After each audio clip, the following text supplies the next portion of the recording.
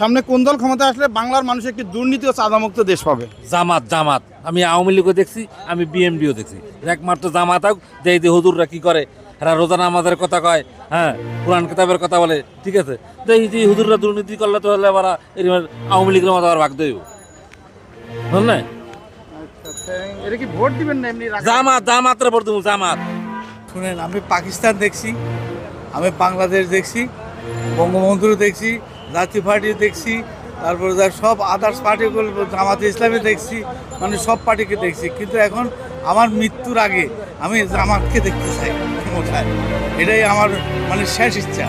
মানে সব তো সবাইকে সবাই স্বার্থ নিয়ে গেছে, কেউ আবা ভবন বানাচ্ছে, কেউ আয়না ভবন বানাচ্ছে, কিন্তু এখন জামাতকে কি বানায় এটা দেখার জন্য অপেক্ষায় আছে।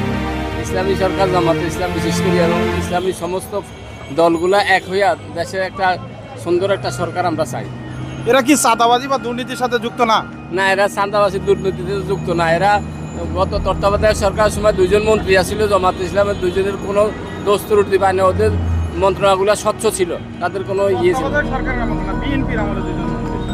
হ্যাঁ, তত্ত্বাবধায়ক সরকার ধরছে, গত তত্ত্বাবধায়ক সরকার না ধরতে পারে না। আর আওয়ামী লীগের সব পালাইছে, এই জন্য এই জামাত ইসলামের দরকার। জামাত ইসলামটা একবার আনা উচিত।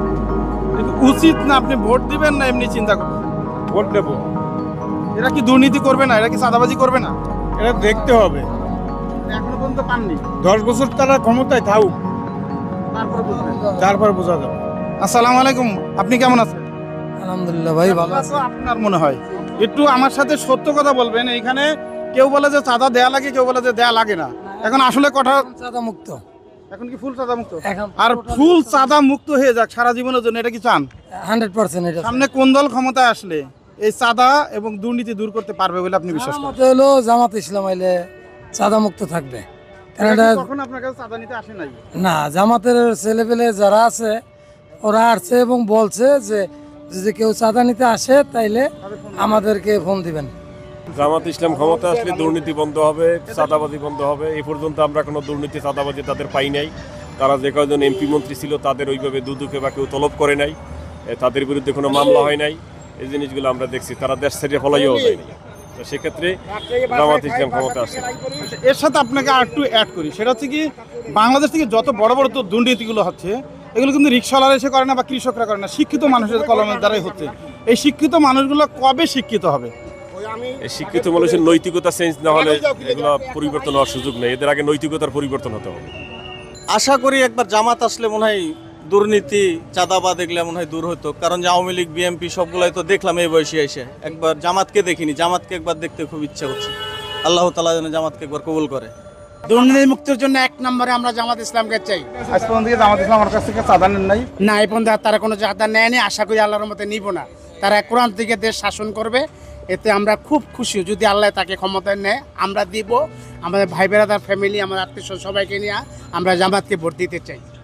এই রাস্তা দিয়ে আসলাম, কেউ বললো চাঁদা দেওয়া লাগে, কেউ বললো দেওয়া লাগে না, কোনটা সত্য? এটা স্যার সব কিছু এটা বলা যাবে না স্যার, এটা সমস্যা।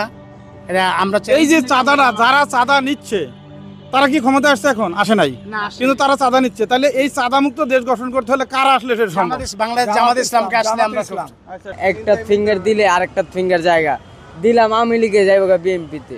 মানে ব্যাপারটা কিন্তু দেশ স্বাধীন হবার আগে এরকম আছে। এখন কি মিশিং আনে বাইরেতে আল্লাহ ভালো জানে। মিশিং এর উপরে দায়ী করবো যে ভোট কিরকম চলে। তুমি কি বিএনপি চাচ্ছ না ইসলামিক দলগুলো চাচ্ছ না আওয়ামী লীগ চাচ্ছ? আমি চাচ্ছি জামাত শিবির আসুক।